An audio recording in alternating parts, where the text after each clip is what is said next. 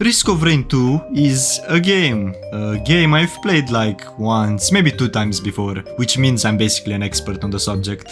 I have a master's in Captain and a doctorate in Loader. For those of you that don't know, Risk of Rain 2 is a roguelike set in the far future where you play as some agents sent on a quote-unquote rescue mission to save some bozos that crash landed on a planet called Petrichor V. But the gameplay is more of a reenactment of the Dirlewanger Brigade than anything. Every run starts out with acceptable amounts of mass murders against endangered species, but after 20 minutes it evolves into multi-dimensional genocide and divinicide. Well, either that or get spit roasted to death by minute 5. Either way, not exactly the type of game you'd expect to have in-depth world building, but if you read some item descriptions, your third eye opens wide and you come face to face with almighty divination. So how about we get into all of the silly little gods of Petrichor V? And who else can we really start with, other than the twins themselves? They knew to stay away from the wells, but they were just kids, and they just wanted to know.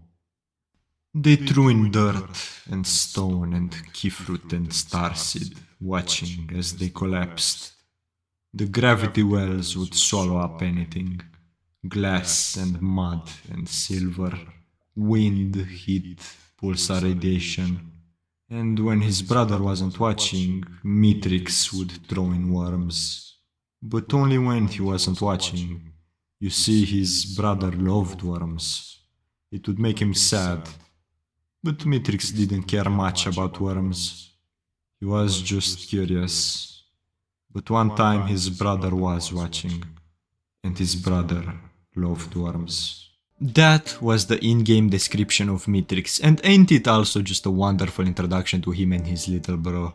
Mithrix, a brother made of ambition, and Providence, a brother made of compassion, are very powerful godlike aliens with the ability to shape the 4 compounds of the universe. These 4 compounds are mass, design, blood, or just heat, and soul. Mithrix is naturally drawn to design due to his cold and calculating nature, whereas Providence is naturally fond of soul. And the brothers got along just fine for a time, just creating stuff together and hanging out on their planet. They couldn't really live, so they had plenty of time to pretty it up a bit. But a bit of animosity started to grow between the brothers due to Providence's fondness of soul.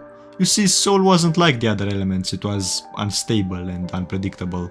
It had the potential to infect their glorious creations with that disgusting thing called free will, giving them the ability to disobey their masters, which was an option Mithrix isn't really a fan of, but his brother Providence is like a hardcore soul-addicted crackhead, and when he was cooking up a guardian for their front lawn, his hand slipped and he added way too much soul, creating a being that not only had some stinky sapience, but also had the ability to pose a threat to them. Naturally, the more reasonable brother had her locked away forever to keep himself and his little brother safe, and he even let Providence pretty up the prison so he doesn't feel bad about his creation getting jailed for the crime of being born. Like, come on, isn't Mithrix just the sweetest of big bros? But Providence, ever so ungrateful, really didn't appreciate his brother's gestures of kindness, and when Mithrix tested out his new teleporter that he made to search other planets for being similar to themselves, Providence sabotaged it and stranded his bro on the moon. I know you can hear me.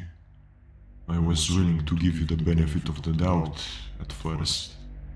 Perhaps there was a flaw in my design. Perhaps it was one of your games. I was even willing to forgive you. But no. I see the truth now. You trapped me in this forsaken rock, and for what? Is this all for your little pets? The creatures you love so much? Or can I even call it love when you would stab your own brother in the back? How could you do this to me? I, the only one who looked out for you after her death. I, the one who showed you how to create. I who helped to create the very power you use to invite vermin and pests to our home. I, your only brother. How could you love those perfect, flawed vermin, but not me? After all I've done for you, how could you do this to me? Say something.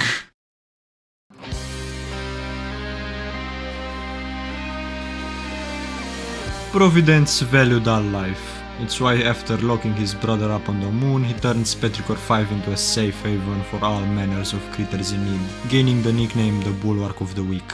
An act of great compassion, sure, but from the POV of Petrichor Mithrix, his only remaining family stabbed him in the back and forgot about him in favor of insects.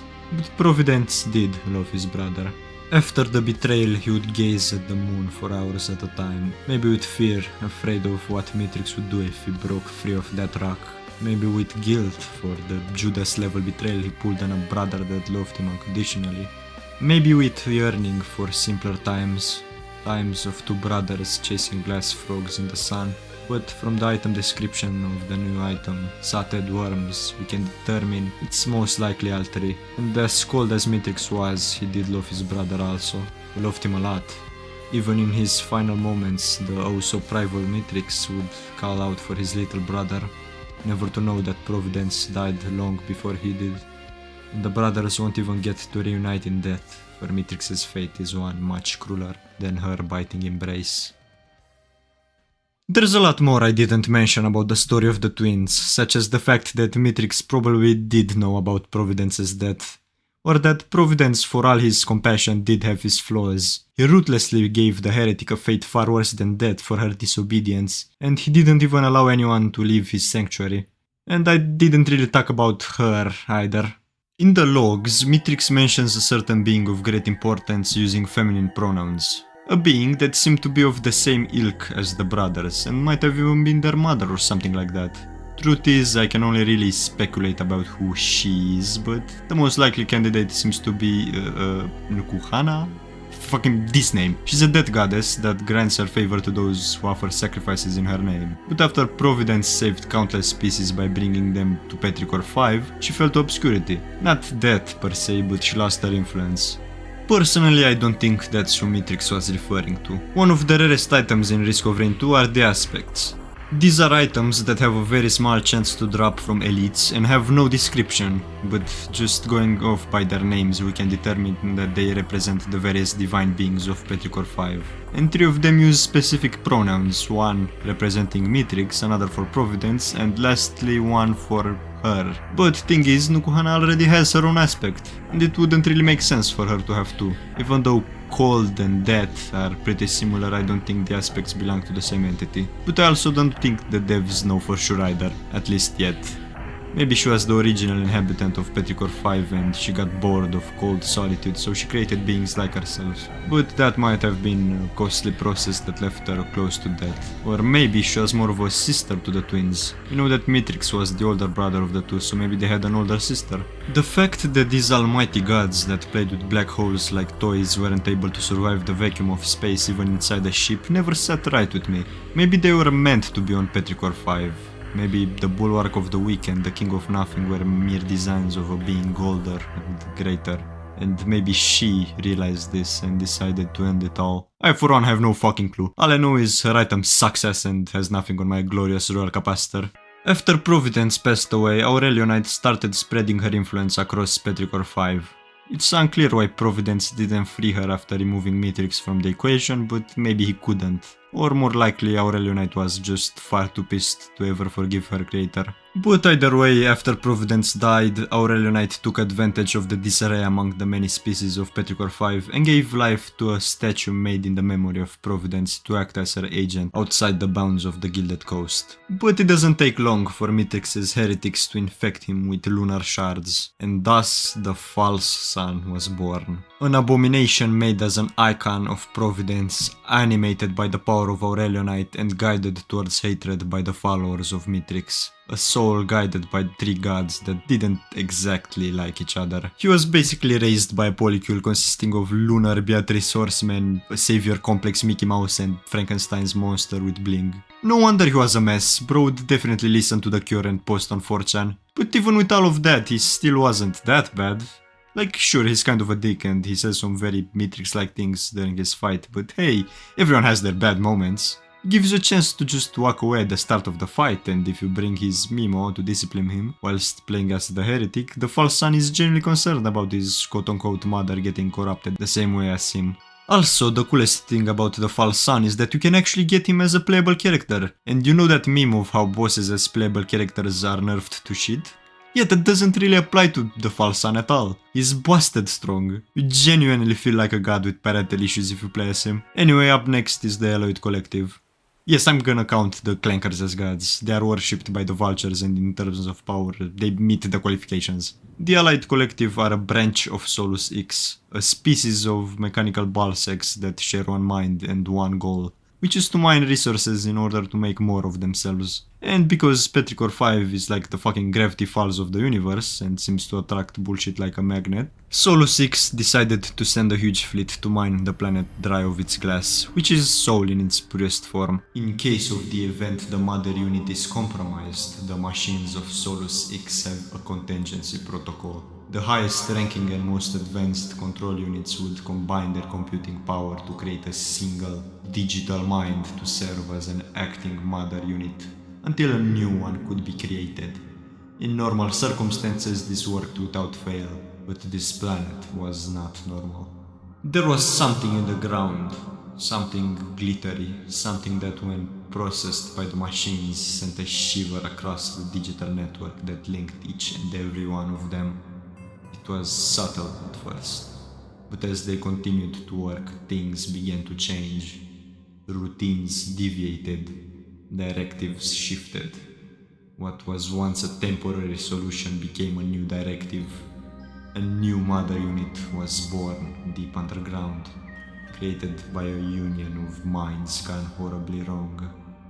The collective mutated by this anomalous planet had birthed a monster that didn't want to be temporary.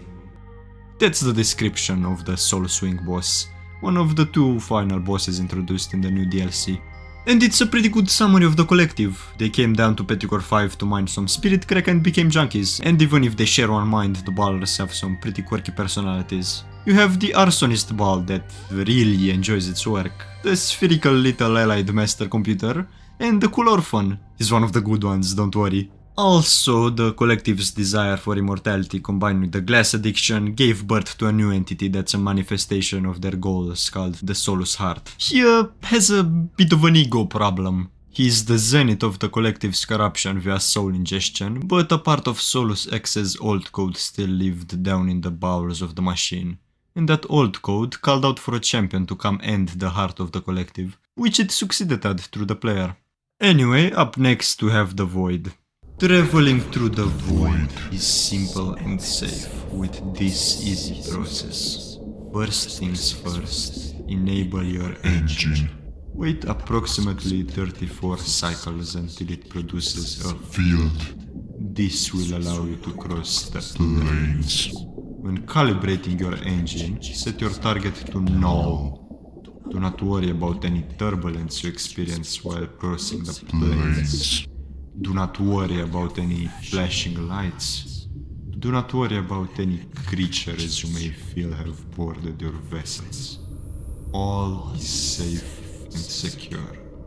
Once you access the void, please sit back and relax.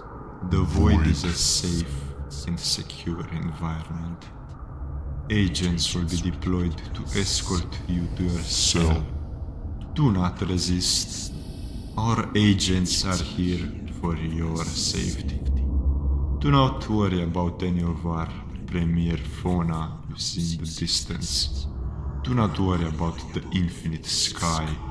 And do not worry about any panic attacks you have while attempting to perceive it. Do not worry about the barnacles growing on the hull of your vessel. Do not worry. We are here for you. So the Void are the bums that abducted Mithrix along with the entire moon after you defeated him. They are the wardens of the deep below, an organized dimension with the goal of imprisoning anything they deem to be powerful by turning them into pure information. They aren't any good space cops though, no. They prod and tested their prisoners in cruel and painful ways in the name of their unfathomable research. Some think they are a sort of universal immune system that keeps the status quo among the stars, but personally I think they are a lot more sinister. The only thing we know for sure about them is that they are curious. They run tests and archive basically anything they come across. And what I think they want with said knowledge is complete assimilation of reality. From looking at the planetarium, Cell V, which is the boss arena for the Voidling, don't worry about him yet, we can see some familiar places, you know, areas of Petrichor V. They began assimilating the entire planet. And this isn't the first big thing they nabbed.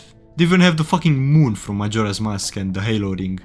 They want everything. And when they have everything, they will milk out every permutation, every lifespan out of every being, every trajectory out of each atom, and they will archive all of it. The Voidling is the final boss of the Void Path, but even it is just a small fish compared to the infinite ocean it's a part of. It's just the archivist of Cell 5. Who knows what horrific thing truly pulls the strings of this conglomerate. But whatever the fuck it is, it has its limits.